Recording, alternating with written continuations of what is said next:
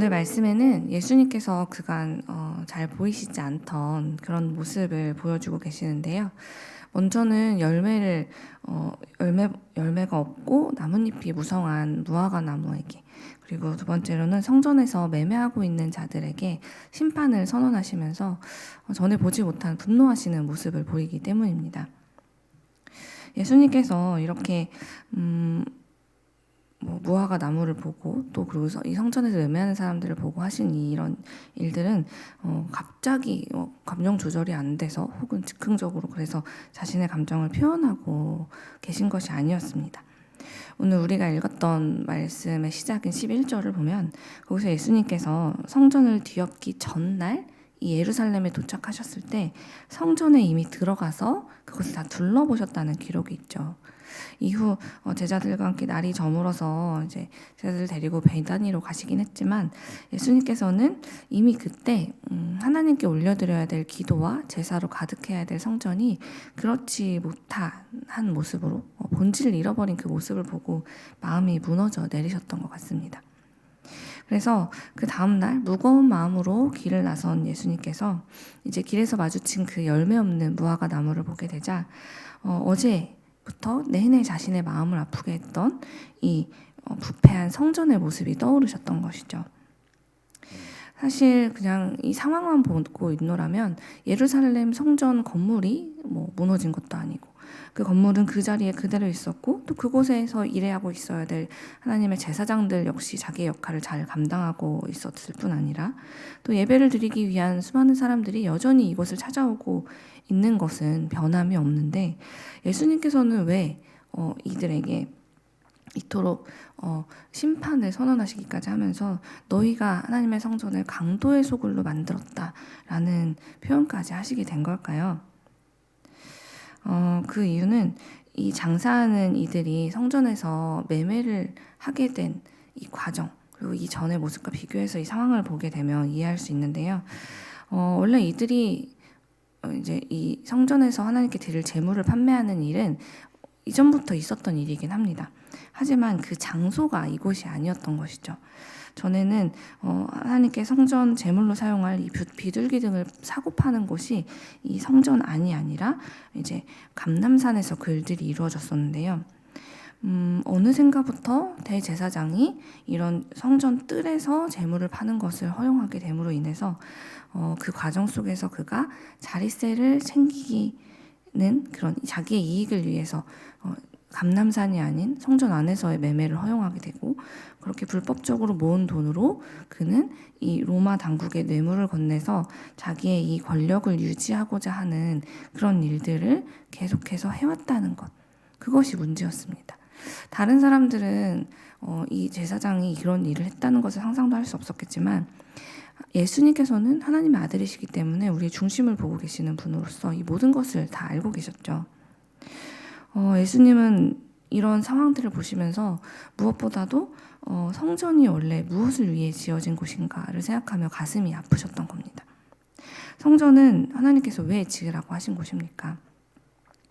예수님께서 오늘 우리가 읽은 17절 말씀에서 그 답을 주고 계신데요. 제가 우리말 성경으로 17절 말씀을 읽어드릴게요. 그리고 예수께서 사람들을 가르치시며 말씀하셨습니다. 내 집은 모든 민족들이 기도하는 집이라 불릴 것이다 라고 성경에 기록되어 있지 않았느냐? 그런데 너희는 이곳을 강도의 소굴로 만들고 말았다. 예수님께서는 오래전 선지자 예레미야를 통해서 예레미야 7장 11절에 기록되어 있는 말씀을 인용해서 성전은 무엇을 하는 곳인지, 왜 지어진 곳인지 이 성전의 본질을 말씀해 주셨는데요. 성전은 모든 민족들이 기도하는 집, 그 목적을 위해 하나님께서 세우신 곳이라는 것이죠. 그런데 이 종교 권력자들이 성전을 장사하는 이들에게 내어준 이후로 만민이 기도하는 집이라는 이 성전의 존재의 목적이 깨지기 시작했던 겁니다. 사실 성전에서 지금 이 매매를 위해 주어진 공간, 내어진 공간은 성전에 있는 이 세 개의 뜰 중에서도 특히 이방인의 뜰이라는 곳으로 지금 위치되는데요.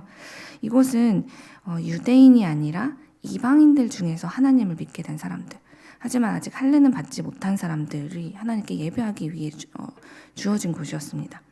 이방인이지만 하나님께 예배하기 위해서 먼 길을 마다 않고 이곳 예루살렘까지 찾아온 사람들, 그들이 하나님께 기도하고 예배할 수 있도록 허용된 공간이 바로 이방인의 뜰이었다는 거죠.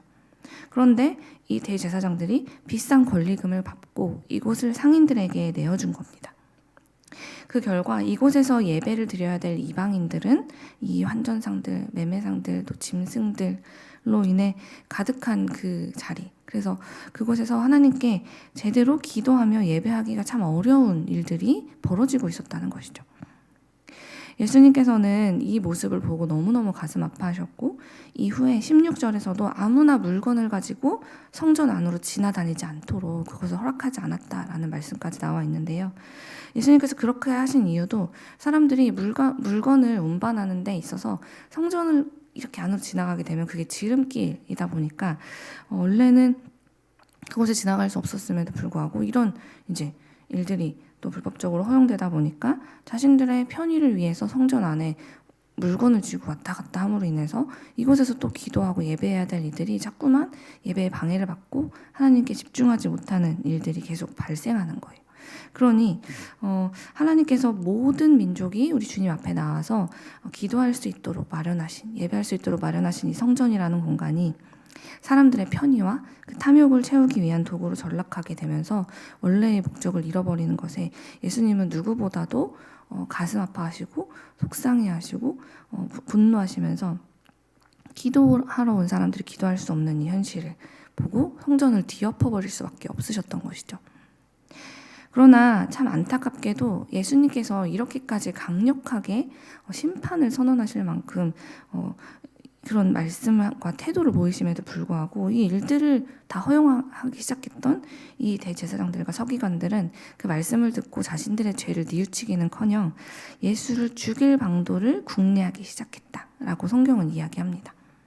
이렇게 탐욕에 파묻혀서 돌아서지 못한 이들로 인해서 더럽혀진 성전은 결국은 훗날 심판을 받아서 열매 없는 나무가 이 열매 없던 무화과 나무가 말라 죽은 것처럼 성전도 결국 파괴되는 그 예수님의 심판이 실제로 실현되게 되는데요.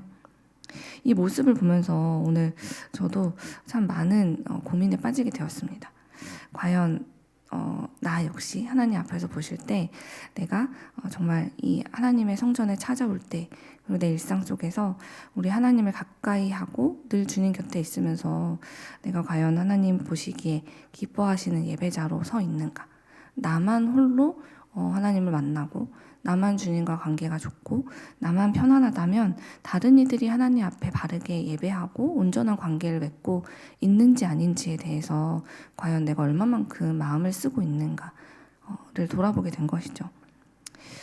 그리고 무엇보다도 내 집은 만민이 기도하는 집이다라는 그 예수님의 말씀이 문자 그대로 제 마음 깊이 새겨지면서 과연 우리가 하나님의 교회로서 그 역할을 잘 감당하고 있는가? 하나님이 세우신 우리 교회 안에서도 그런 일들이 만민이 기도하는 집으로서 그 일들이 잘 이루어지고 있는지를 돌아보게 되었습니다. 사랑하는 여러분, 하나님께서 세우신 이 땅의 모든 교회는 하나님을 사랑하는 모든 사람이 기도하는 집이 되어야만 합니다. 우리 주님은 당신을 찾아오는 모든 사람들을 차별 없이 사랑해 주시고 구원해 주시려고 우리를 기다리고 계시는 주님이심을 우리가 잊지 않아야 한다는 것이죠.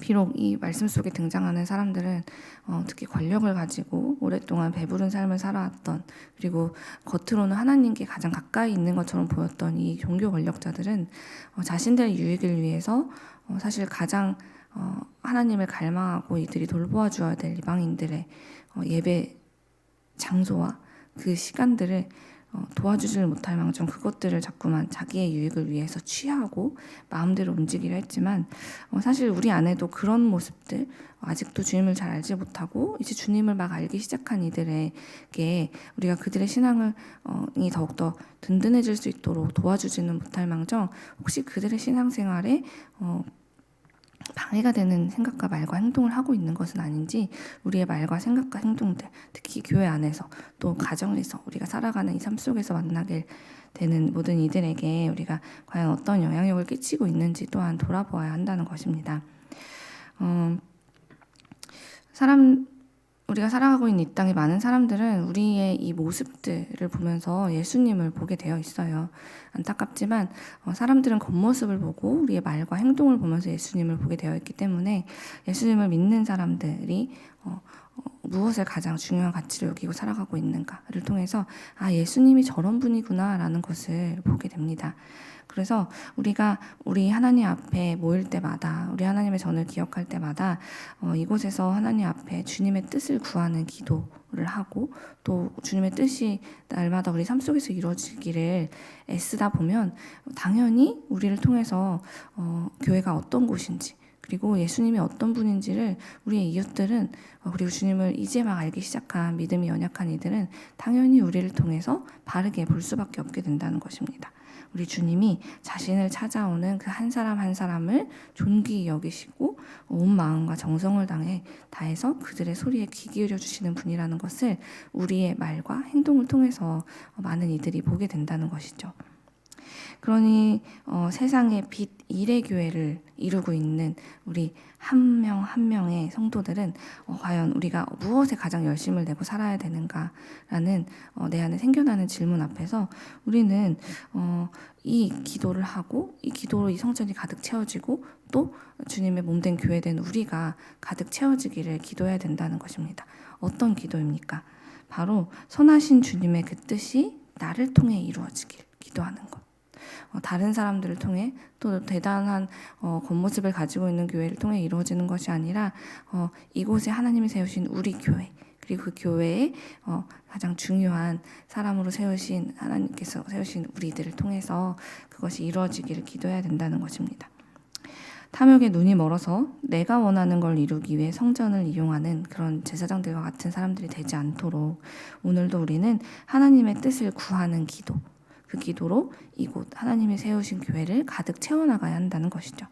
그것이 바로 우리가 오늘 가장 열심을 내야 하는 일인 것입니다.